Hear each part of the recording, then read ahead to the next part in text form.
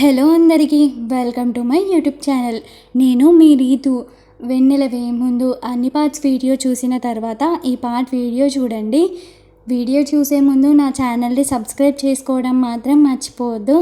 ఇంకా లేట్ చేయకుండా వీడియోలోకి వెళ్ళిపోదామా.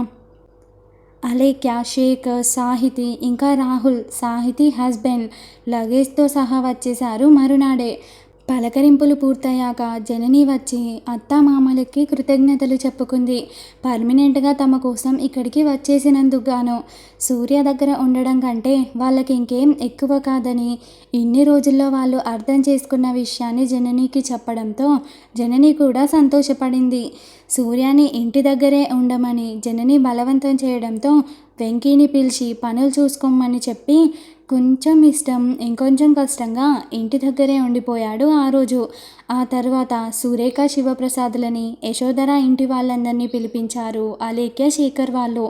పెళ్ళి ఎలాగూ వాళ్ళ చేతుల మీదుగా జరగలేదు కాబట్టి మరుసటి రోజు మంచి రోజు అవడంతో అదే రోజు అందరి ముందు చిన్న వేడుకలా అరేంజ్ చేసి సూర్య చేత జనని మెడలో మంగళసూత్రం వేయించాలని నిర్ణయించారు వాళ్ళు.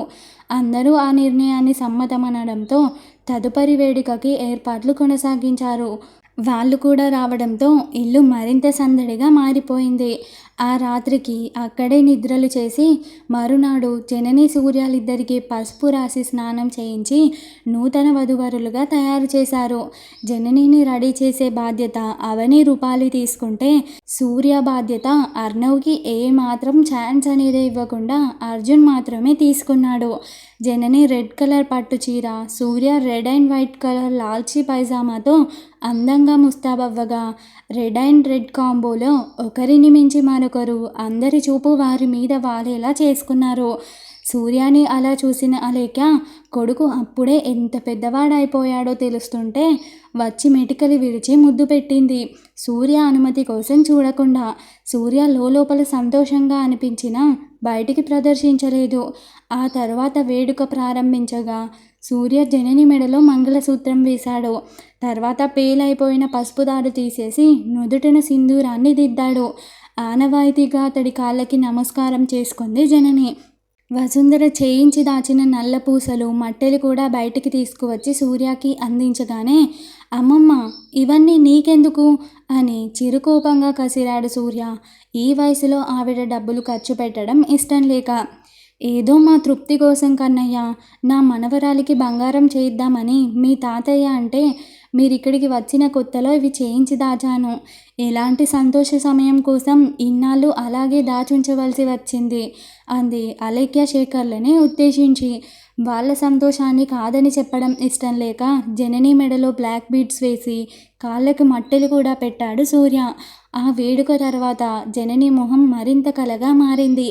ముందుగా అత్తామామల ఆశీర్వాదం తీసుకొని ఆ తర్వాత సురేఖ, శివప్రసాద్ ఆశీర్వాదానికై జనని సంబరంగా ముందుకి రాగా సూర్య మాత్రం పెడమొహం పెట్టుకొని అయినా రాక తప్పలేదు జనని కోసం. ఆ తర్వాత అందరూ భోజనాలు చేసి రాత్రికి అక్కడే ఉండిపోయారు. జననితో కనీసం మాట్లాడే అవకాశం దొరకలేదు సూర్యకి. ఇంటి నిండా మనుషులే ఉండడంతో ఆ రోజు అందరూ సంబరంగా గడిపేశాక మరునాడు ఉదయమే మిగిలిన 2 కుటుంబాలతో పాటుగా రాహుల్ కూడా బయలుదేరిపోయాడు. అతను ఓ మిలిటరీ ఆఫీసర్తో పాటు ఇంటికి వచ్చినప్పుడు తన ఫ్రెండ్ కంపెనీలో జాబ్ కూడా చేస్తుంటాడు కాబట్టి ఎక్కువ శాతం బిజీగా ఉంటాడు. శేఖర్ ఒక లాయర్ కాబట్టి అక్కడే ఆయన ఆఫీస్ని స్టార్ట్ చేసుకునేలా అదే ఊరిలో ఒక ప్లేస్ చూసుకునే పనిలో పడ్డాడు వెంకీ సాయంతో. జనని అలేఖ్యని కూడా తనతో పాటు స్కూల్కి తీసుకువెళ్ళింది. సూర్య యథావిధిగా పొలానికి వెళ్ళిపోయాడు. వసుంధర సాహితీని దగ్గరుండి చూసుకునే పనిలో రకరకాల వంటలు, సాహితీకి ఇష్టమైనవన్నీ చేసి పెడుతుంటే శంకరయ్య చెట్లకున్న జామకాయలు, సపోటాలు, సీతాఫలాలు, చింతకాయలు ఇలా రకరకాల పండ్లు కోసుకువచ్చి సాహితీ పొట్టకి క్షణం గ్యాప్ ఇవ్వకుండా ఒకటి మీద ఒకటి తినిపించేస్తూ ఉన్నారు. సాయంత్రం భోజనాల వేళకి సూర్యనే అందరి కోసం రకరకాల వంటలు చేసి పెట్టాడు. సూర్య ఇంత బాగా వంటలు చేస్తాడని కూడా తెలియని అలేఖ్య, శేఖర్లు ఆ వంటలు తిని కళ్ళ నీళ్లు తీశారు. వాళ్ళ భావం అర్థమైనట్టుగా జనని తను తీసుకున్న నిర్ణయం గురించి వాళ్ళతో మాట్లాడింది. సూర్య లేని సమయంలో వాళ్ళు తనని మెచ్చుకోలుగా చూసి ఎంతగానో సంతోషించారు తన నిర్ణయానికి. ఆ తర్వాత సూర్య జనని వాళ్ళ గదిలో, అలేఖ్య శేఖర్ మరో గదిలో, సాహితితో పాటుగా వసుంధర, శంకరయ్య ఆరు బయట నిద్ర కోసం ఏర్పాట్లు చేసుకున్నారు. కిటికీ నుంచి వీస్తున్న చల్లని గాలికి రెపరెపలాడుతున్న తన ముంగురులని అలాగే గాలికి వదిలేసి అదే కిటికీ నుంచి తమనే తొంగి చూస్తున్న వెన్నెల మీద చూపు సారించి, చాలా సంతోషంగా ఉంది కదా కన్నయ్య, ఎప్పుడూ ఇంతే సంతోషంగా ఉండాలి మనం అంటూ ఆదమరిచి అటే చూడసాగింది. అవును జనని, అక్కని దగ్గరుండి చూసుకునే ఛాన్స్ కూడా దొరికింది ఇప్పుడు. అండ్ ఫైనల్లీ ఇప్పటికి వదిలేశారు నిన్ను నన్ను ఒంటరిగా అన్నాడు జనని చెంప నిమిరి పూర్తిగా తన వైపుకి తిరుగుతూ. అతని మాటల్లోని అంతరార్థం అర్థమై అర్థం కానట్టు ఉండగా వెన్నెల మీదున్న చూపు సూర్య మీదకి చేర్చింది. ఎవరో ఏవేవో చెప్తున్నారు కానీ అందులో ఒక్కటి కూడా పాటించట్లేదు. ప్రతిసారి నన్ను బోల్తా కొట్టిస్తున్నారు. ఈరోజు ఎలా బోల్తా కొట్టిస్తారో అది చూస్తాను అంటుంటే అప్పుడే క్లారిటీ అయ్యాయి సూర్య మాటలు తనకి. నో సూర్య, దెబ్బలు పడతాయి నీకు అని బిడియంగా మరో పక్కకి తిరిగిపోయింది. పూర్తిగా అటుపక్కే తిరగడంతో మబ్బుల చాటు నుంచి తొంగి చూస్తున్న శ్వేతవర్ణపు వెన్నెల వెలుగు ఈసారి సూటిగా వచ్చి తన మొహం మీద వాలింది. అదే కిటికీ నుంచి వీస్తున్న చల్లని గాలి తన నడుముని దాచిన చీరని పక్కకి తప్పించే ప్రయత్నంలో ఉండగా ఆ దృశ్యం చూసిన కన్నయ్య ఎదలయలు అదుపు తప్పేశాయి పూర్తిగా.